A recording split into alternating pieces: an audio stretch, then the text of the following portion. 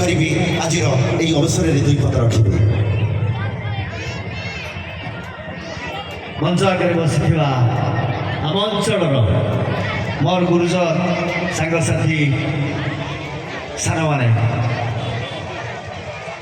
ବେଶୀ କିଛି କହିବିନି, କାରଣ ଆପଣମାନଙ୍କର ଭଲ ପାଇବା ଆପଣମାନଙ୍କର ଆଶୀର୍ବାଦ ମୋତେ ଆଜି এই ବୌଳଗୋଡ଼ିଆରୁ ନେଇ ଓଡ଼ିଶାରେ ପରିଚିତ କରାଇଛି, ପରିଚୟ ଦେଇଛି ଓଡ଼ିଶାରେ। ମୋତେ ମୁଁ ଗଣଦର୍ଶନ ନାଟକଠୁ ସାର୍ ଯେଟା କହୁଥିଲେ ସେଇଟା ମୋର ସଫଳ ନାଟକ ଥିଲା ସବୁଠାରୁ।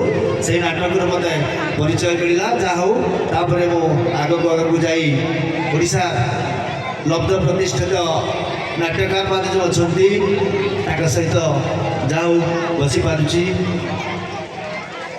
ଦେଖିପାରୁଛି ଏସବୁ। ଯାଉ ଆମ ଅଞ୍ଚଳ ଆକ୍ଚୁଆଲି କଳାର ମାଟି। ଯଦି ସମଗ୍ର ଉତ୍କଳ ସମଗ୍ର ଓଡ଼ିଶା ଯଦି ହୁଏ କଳାର ଶ୍ରୀମନ୍ଦିର, ତାହେଲେ ବାଲେଶ୍ୱର ହେବ ସେଇ ଶ୍ରୀମନ୍ଦିରର ସିଂହଦ୍ୱାର। କାରଣ ବାଲେଶ୍ୱରକୁ କଳାର ଏନ୍ତୁଡ଼ିଶାଳ କୁହାଯାଏ। ଆମ ବାଲେଶ୍ୱରରେ ଉତ୍ତର ବାଲେଶ୍ୱରରେ 30ଟିରୁ ଅଧିକ ନାଟ୍ୟ ଅନୁଷ୍ଠାନ ଅଛି। ଯେଉଁମାନେ କଳାକାର ତିଆରି କରନ୍ତି ପରବର୍ତ୍ତୀ ସମୟରେ ସେମାନେ ଯାଇ ଆମର ଦକ୍ଷିଣରେ ରୋଜଗାର ଅଧିକ କରିପାରନ୍ତି। କଳା କିନ୍ତୁ କଳାକାର ତିଆରି করে ଆମ ବାଲେଶ୍ୱର ମାଟି। ତେଣୁ ସେଇ ମାଟିରେ ମୋର ଜନ୍ମ।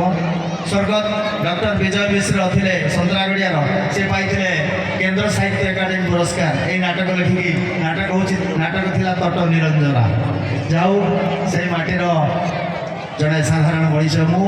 ଆପଣମାନେ ଯଥେଷ୍ଟ ଭଲ ପାଇବା ଦେଇଛନ୍ତି। ତେଣୁ ଆଜିର ନାଟକକୁ ମୁଁ ଅବଶ୍ୟ ରଚନା କରିନାହିଁ, ରଚନା କରିଛନ୍ତି ମୋର ବଡ଼ ଭାଇ ଜଣେ ବନ୍ଧୁ ଅରୁଣ ବାରିକ ମହୋଦୟ। ସେ ନାଟକକୁ ମୁଁ ସଜେଇଛି। ଆସନ୍ତାକାଲି ନାଟକକୁ ବି ମୁଁ ସଜେଇଛି। ଦୁଇଟି ଟିମ୍ ଏଠି ନାଟକ ପରିବେଷଣ କରିବେ ଆମ ଅଞ୍ଚଳର। ଆପଣମାନଙ୍କୁ ଭରପୁର ମନୋରଞ୍ଜନ ଦେବେ। ଆପଣମାନେ ବହୁତ ସେ ନାଟକକୁ ଉପଭୋଗ କରିବେ ଧୈର୍ଯ୍ୟର ସହିତ। ଆଉ ବେଶୀ କିଛି କହୁନି। ଜୟ ଜଗନ୍ନାଥ।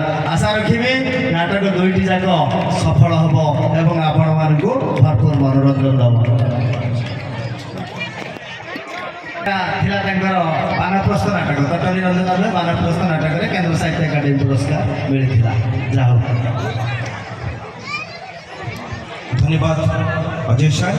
ଆପଣଙ୍କର এই দুই পদ মতামত নিশ্চিত ভাবে ଆପଣଙ୍କୁ ନେଇ ଆଜି ଏ ମାଟି ଗର୍ବ ଅନୁଭବ କରୁଛି। ନିଶ୍ଚିତ ଭାବରେ ଆପଣ ଆଗେଇ ଚାଲନ୍ତୁ, ଏଇଭଳି କଳାକାର ଗଢ଼ନ୍ତୁ ଏବଂ ଏ ମାଟିର ସୁନାମକୁ ଆହୁରି ଆଗକୁ ନିଅନ୍ତୁ। ଏଇଠି ଆଜି ଏ ସମ୍ବର୍ଦ୍ଧନାର ପର୍ବକୁ ଶେଷ କରି ବିଦାୟ ନେଉଛୁ। ଜୟ ଜଗନ୍ନାଥ।